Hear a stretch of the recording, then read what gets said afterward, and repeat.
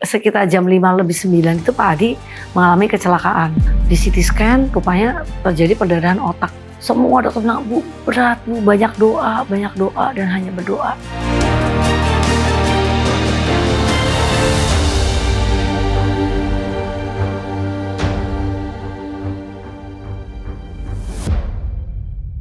Halo, nama saya Veronia.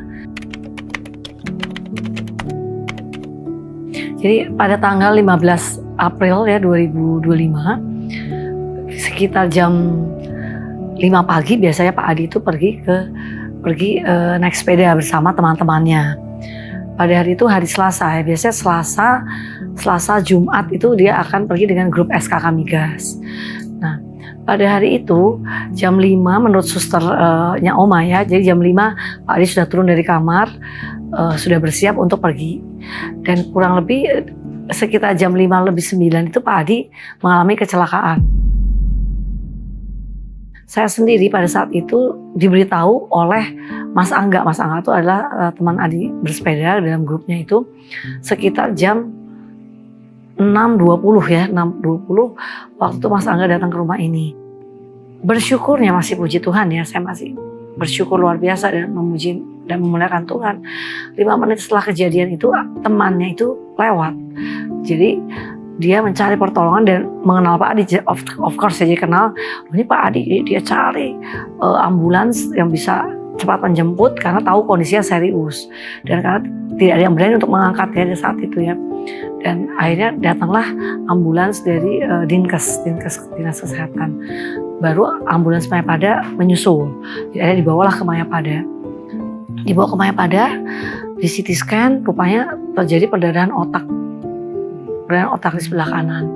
Pada saat saya bertemu dengan Pak Adi di UGD Mayapada, waktu itu Pak Adi itu sudah tidak sadar dan sudah ngorok ya. Jadi operasi dilakukan, kurang lebih dia bilang sekitar jam 2 harusnya selesai. Jam 10 ya, 11, 12, 1, 2, 4 jam. Jam 2 belum juga selesai. Jam 3 akhirnya setengah 4 keluar. Waktu saya tanya ke dokter bagaimana? Dokternya juga nggak mau bilang, oh ini berhasil. Jadi dia cuma cerita prosesnya, saya cerita prosesnya. Setelah hari ketiga, hari keempat lah itu mulai dicabut tuh ventilator, terus dia udah mulai melek ngantuk gitu ya. Dia bisa, saya bilang, Adi ini, dia manggil satu once ya, Adi ini once, tapi dia ya lihat gitu terus ngantuk, rupanya masih banyak sedasinya ya, obat-obat itu ya bikin ngantuk. Kemudian hari kelima saya lihat kok Adi mulai panas gitu badannya. Saya udah curiga, wah ini pasti biasanya kalau operasi itu kena pneumonia, operasi di rumah sakit. Karena terus terang ibu saya pernah kena pneumonia. Jadi saya kemudian tanya sama dokternya, ini kena pneumonia nggak? Saya minta dicek deh, itu PCT-nya dan minta di ronsen segala macam. Nah, dilakukan betul pneumonia. Waktu itu dokter paru bilang, aduh ini berat sekali. Dokter bedah saraf, berat sekali Bu. Semua dokter bilang, Bu berat Bu, banyak doa dan hanya berdoa. Saya bilang, ya pasti kalau berdoa hanya itu. Karena kita hanya meminta kepada pemilik kehidupan. Jadi pada saat mereka juga, kenapa ya Pak? Saya hanya kepada Tuhan. Hanya Tuhan yang bisa sembuhkan Adi. Saya hanya datang padamu bersujud, bermohon setiap hari saya bersujud. Pulang di rumah saya bersujud setiap hari, pulang jam 5, jam 6, jam 8 pagi. Dia semalaman tuh nggak pernah tidur di rumah sakit. Ada satu juga pada saat Pak Adi kecelakaan itu, mungkin saya juga karena background saya lawyer, orang yang menabrak itu kan saya juga pengen cari sampai dapat gitu kan. Masa saya bisa selesaikan kasus-kasus untuk klien saya, masa suami saya dizolimi, masa saya nggak bisa dapat orangnya gitu ya, secara kemanusiaan ya gitu ya. Jadi waktu itu sampai saya kerahkanlah beberapa lawyer dan koneksi-koneksi untuk cari orang itu, dapat CCTV-nya. Sampai kakaknya Pak Adi juga bilang, Veron, kamu bisa nggak ya memaafkan orang yang menabrak itu? Saya terhenyak dengan pertanyaan yang mengingatkan saya gitu ya. Kemudian saya diem sesaat, 5 menit lah, saya diem lama. Kemudian saya jawab, saya harus bisa. Jadi setelah saya menjawab itu, ada kelegaan yang luar biasa di hati saya. Dan saya bisa mengampuni orang itu.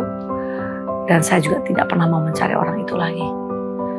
Jadi pada waktu adik kecelakaan tanggal 15 April dipindah ke Pondok Indah tuh kurang lebih tanggal 23 April ya. Kemudian sekitar seminggu kemudian pertama kali Adi membuka mata itu menatap mata saya. Itu pertama kali eye contact.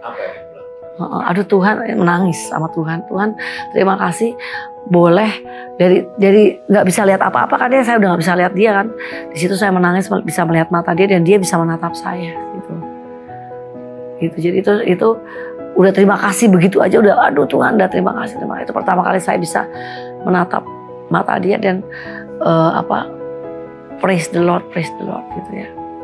Dan yang saya terharu juga waktu dia menjelang pulang dia udah panggil saya once mau pulang jam berapa pulang gitu. Nah waktu di sini dia bilang dokter kan bilang pengen copot dia bilang pengen copot. Nanti ya tunggu dokter Richard sekarang nggak bisa dokter Richard lagi libur. Akhirnya kapan datang hari ini datang. Terus akhirnya kita panggil satu lagi dokter Petrus dicopot. Puji Tuhan terus dia mulai ngomong nah sejak dicopot tuh dia perubahannya luar biasa. Pada saat-saat hal-hal yang tidak pernah kita duga dan tiba-tiba terjadinya. Kesesakan itu datang tiba-tiba terjadi. Dan tidak ada yang dapat menolong kita. Hanya Tuhan yang sanggup menolong kita. Jangan tawar hati. Jangan tawar hati. Jangan tawar hati. Jangan takut dan jangan kecut hati. Pokoknya pandang pada Yesus sumber kekuatan itu. Karena kekuatan itu dahsyat.